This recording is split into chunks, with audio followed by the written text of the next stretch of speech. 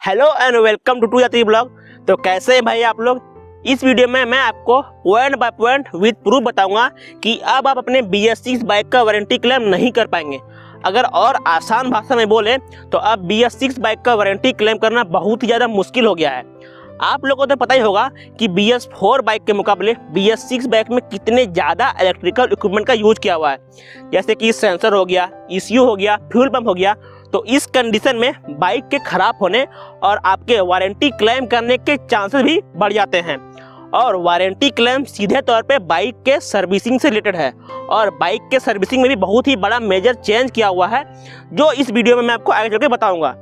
तो मेरा निवेदन है आप लोग से कि वीडियो के हर पॉइंट को आप ध्यान से देखें। मैं कोई भी मनगढ़ंत कहानी आप लोग को नहीं बताने वाला हूं। मैं जो भी पॉइंट आपके सामने रखूंगा वो आप लोग खुद से भी पर्सनल लेवल पे क्रॉस चेक कर सकते हैं। सर्विसिंग से रिलेटेड वारंटी क्लेम के पॉइंट्स को और अच्छे से क्लियर करने के लिए मैंने वीडियो को 2 स्लॉट में बांट दिया है। पहले स्लॉट में मैं आपको सर्विसिंग से रिलेटेड वारंटी क्लेम के नियम बताऊंगा और यही बताऊंगा कि कंपनी ने क्या चेंज किए हैं अपने सर्विसिंग में, जिसमें कि घूर फिर के आपके पॉकेट पे ही वो भारी पड़ने वाला है। और दूसरे स्लॉट में मैं आपको सर्विसिंग के दौरान होने वाले प्रोसेस को बताऊंगा। और मैंने अपना पहला सर्विसिंग करा लिया है SP 125 का, तो उसका एक वैलिड डॉक्यूमेंट भी मैं आप लोगों को पेश करूंगा।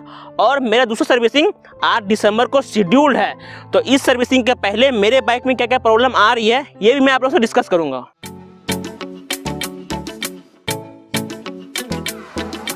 चलिए स्लॉट नंबर 1 में सर्विसिंग से रिलेटेड वारंटी क्लेम के नियम देख लेते हैं। तो अगर मैं अपने यूजर मैनुअल में वारंटी वाले पेज में शिफ्ट करता हूं तो यहाँ पर पॉइंट नंबर 1 में ये क्लियरली मेंशन किया हुआ है कि अगर जितने भी सर्विसिंग आपके यूजर मैनुअल में शेड्यूल किए हुए हैं उसमें से एक भी सर्विसिंग अगर आप लोग मिस करते हैं तो आप अपने बाइक की वारंटी क्लेम नहीं कर पाएंगे। यहाँ पर मैं सिर्फ फ्री सर्विसिंग की बात नहीं कर रहा हूँ, मैं यहाँ पर फ्री प्लस पेड दोनों सर्विसिंग की बात कर रहा हूँ। मतलब फॉर एग्जांपल मेरे मैनुअल में पूरे 10 सर्विसिंग शेड्यूल्ड किए हैं कंपनी में, तो उसमें से अगर एक भी सर्विसिंग में मिस करता हूँ तो मैं अपने बाइक की वारंटी क्लेम नहीं कर पाऊंगा। उसके बाद अगर हम लोग पॉइंट नंबर 14 में जंप करें तो यहाँ पे ये क्लियरली मेंशन किया हुआ है कि वारंटी क्लेम करने के लिए ये कंपलसरी है कि आप सर्विसिंग सर्विस सेंटर से ही करवाएं।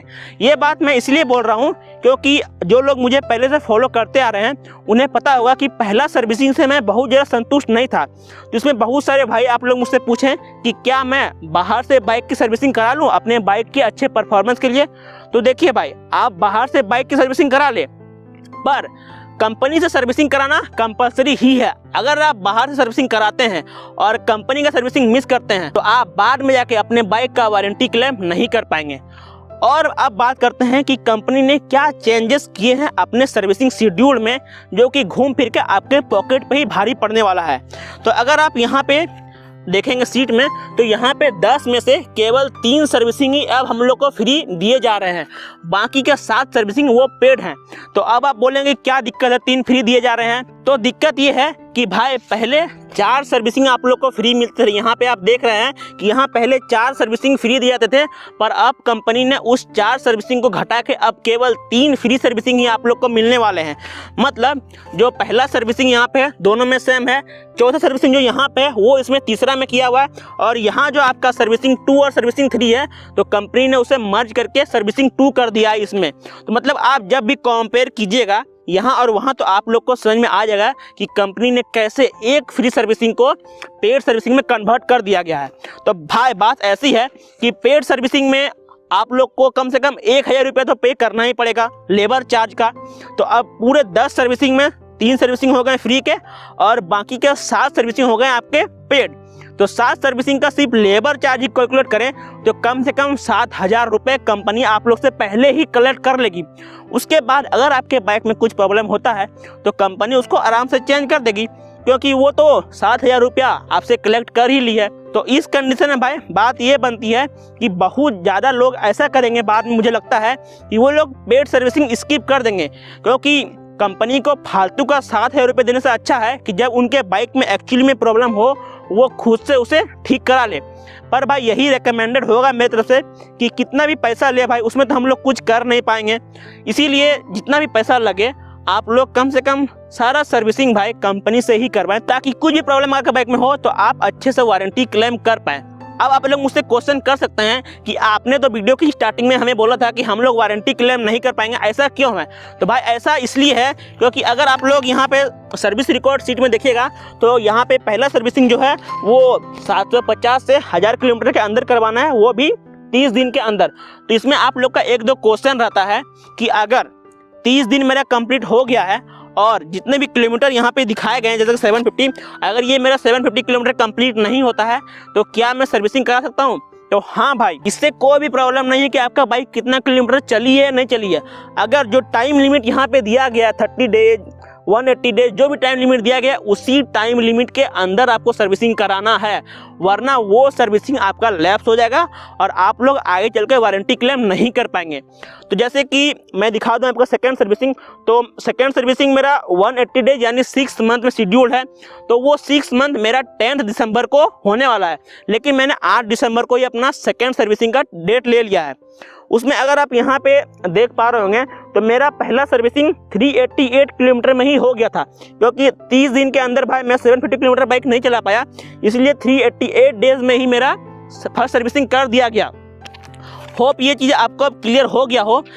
ये जो भी यूजर मैनुअल है भाई, ये आप देखिएगा तो पूरा इंग्लिश में दिया हुआ है और मुझे ये पक्का पता है कि आप लोगों में से बहुत सारे भाई ऐसे होंगे जिनको इंग्लिश समझने में थोड़ा प्रॉब्लम आ रहा है। इसमें भाई शर्माने वाला कोई बात नहीं है, इसीलिए मैं कमेंट में कमेंट पिन करूंगा। अगर उस पर आप लोग 50 लाइक्स कंप्लीट करा देते हैं तो मैं जो भी वारंटी क्लेम के पॉइंट जितना भी है वो मैं आपको अच्छे से हिंदी में एक्सप्लेन करूंगा। यहाँ तो मैंने बस सर्विसिंग से रिलेटेड वारंटी क्लेम के प्रोसेस को आपको एक्सप्लेन किया है, पर इसको छोड़ के बहुत सारा ऐसा पॉइंट है जिसको जानने के बाद आपको एक्चुअली पता चलेगा कि कितना कठिन और कितना मुश्किल है भाई वारंटी क्लेम करवाना कंपनी से। अब बात करते हैं भाई स्लॉट 2 का कि सर्विसिंग में क्या क्या प्रोसेस होती है। तो सबसे पहले बात भाई कि आप लोग खुद से ये देखें कि आपका सर्विसिंग कब का है।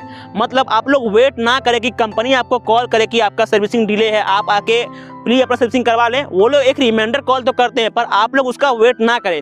आप लोग खुद ही मैनुअल में देख लें कि कितने दिन पर आपका कौन सर्विसिंग है, आप कैलकुलेट कर लें from the date of purchase. मतलब जब आपने गाड़ी खरीदी है उस दिन से आप कैलकुलेट कर लें कब आपका 30 दिन होने वाला है, कब आपका 180 दिन होने वाला है। ये चीज़ आप खुद से कैलकुलेट कर लें और उसी हिसाब से आप खुद से जाके अपना बाइक का सर्विसिंग वहाँ करा लें। अब अगर मैं बात करूंगा अपने फर्स्ट सर्विसिंग का, तो बहुत से भाई जो हैं वो हाल ही में हमसे कनेक्ट हुए हैं, इसीलिए अगर आप लोग मेरा फर्स्ट सर्विसिंग वाला व्लॉग नहीं देखे हैं तो वो जाके देखिए भाई। मतलब एकदम रियल टाइम व्लॉग है, जो जो मेरे साथ उसमें हुआ है घटना वो सारा कुछ मैंने उसमें फ्रैंकली बात की है। और डिस्क्रिप्शन में मैंने एक डॉक्यूमेंट भी आपके सामने शेयर किया है जिसमें कि सर्विसिंग का प्रूफ है, क्या क्या मतलब उसमें सामान लगता है, कैसे मोबिल चेंज कराना पड़ता है। अब बात करते हैं कि सेकेंड सर्विसिंग जो मैंने 8 दिसंबर को शेड्यूल किया है SP 125 में, उसके पहले मेरे बाइक में क्या प्रॉब्लम आ रही है। तो गियर फंसने वाली प्रॉब्लम भाई अब बहुत ही ज़्यादा कम हो गई है। मतलब अब बहुत ही कम मेरे बाइक की गियर फंसती है, पर फिर भी वो पूरी तरह से ठीक नहीं हुई है। इसलिए मैं इस बार अपने बाइक का जो गियर बॉक्स है वो खुलवाऊंगा और अच्छे से चेक करवाऊंगा कि कहीं वहाँ तो कोई प्रॉब्लम नहीं हो गया है। उसके बाद जो बाइक की बैटरी है भाई, मैंने एक गपशप वाली वीडियो में भी आप लोगों से डिस्कस किया था, ये मेरे बाइक में भाई बैटरी का प्रॉब्लम है। हो सकता है कि आपके बाइक में बैटरी का प्रॉब्लम ना हो। तो बोलने का मतलब ये कि जब भी आप सर्विसिंग में जाएं तो एक सीट में आप अच्छे से लिख लें कि आपके बाइक में क्या क्या प्रॉब्लम है, ताकि आप जाके वहाँ पर अच्छे से बोल पाएँ। क्योंकि जनरली ये होता है कि वहाँ पर जाके इतना भीड़ रहता है, इतना धक्का मुक्की होता है ना, वहाँ पे जाके आप भूल जाइएगा कि मेरे बाइक में क्या क्या प्रॉब्लम है। तो अच्छा रहेगा कि आप उसे कहीं पर लिख लें कि ये प्रॉब्लम मेरे बाइक में है, उसको आप अच्छे से वहाँ पे क्लियरली मेंशन करवा लें। अगर आप लोग को मैंने जो पॉइंट बताया अच्छे से समझ में आया होगा भाई, तो प्लीज़ एक लाइक कीजिएगा। और कुछ भी डाउट होगा इस पॉइंट्स में तो हमें आप इंस्टाग्राम पे मैसेज कीजिएगा, वहाँ भी आपको रिप्लाई करेंगे। आप यहाँ भी कमेंट करिएगा, यहाँ भी हम आपके डाउट सारे क्लियर कर देंगे। और अगर आप लोग अभी तक चैनल को सब्सक्राइब नहीं किए हैं तो इस चैनल को सब्सक्राइब कर लीजिए और अपने दोस्तों के साथ भी इसको अच्छे से शेयर कर दीजिएगा, ताकि अगर वो लोग सर्विसिंग मिस कर रहे हैं तो उसके ऊपर भाई ध्यान दें और उसको अच्छे से करवाएं, ताकि वारंटी क्लेम करने के टाइम में उनको आसानी हो। अब मिलते हैं आप लोग से भाई गपशप एपिसोड 11 में, और अगला जो ब्लॉग आएगा वो आएगा भाई बाइक के सेकेंड सर्विसिंग से रिलेटेड। तो जो भी भाई के पास SP 125 भैया खरीदने के लिए जा रहे हैं वो वाला ब्लॉग भाई जरूर देखिएगा, SP 125 का सेकंड सर्विसिंग का।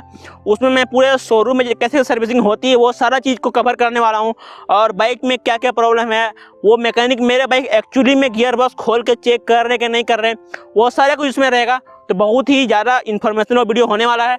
और जैसे कि मैंने बोला नीचे जो कमेंट पिन किया हुआ है, अगर उसमें 50 लाइक्स हो जाते हैं तो मैं आपको पूरे डिटेल में हिंदी में अच्छे से समझाऊंगा कि वारंटी क्लेम करने के क्या क्या पॉइंट्स हैं, क्योंकि यूजर मैनुअल हम लोग जनरली पढ़ते नहीं है। मैं भी पहले यूजर मैनुअल भाई स्टडी नहीं करता था, पर आप में से एक भाई ने मुझे कमेंट किया था कि उनके बाइक में कहीं से पेंट निकल रहा है, तो उन्होंने मुझे पूछा कि क्या भाई मैं वारंटी क्लेम कर सकता हूँ अगर मेरे बाइक में पेंट निकल रहा हो। तो इसी के दौरान भाई मैंने रिसर्च किया कि आप किस किस पार्ट्स पे वारंटी क्लेम कर सकते हैं बाइक का। तो अगर आप लोग को भी जानना है भाई, तो मैंने बोला ही उस पर 50 लाइक कर दीजिए। जैसे उस पर 50 लाइक होगा मैं अच्छे से हिंदी में आपको एक्सप्लेन कर दूंगा वारंटी पॉलिसी क्या क्या होते हैं बाइक का। तो तब तक के लिए भाई tata bye bye, take care and safe ride, bye bye.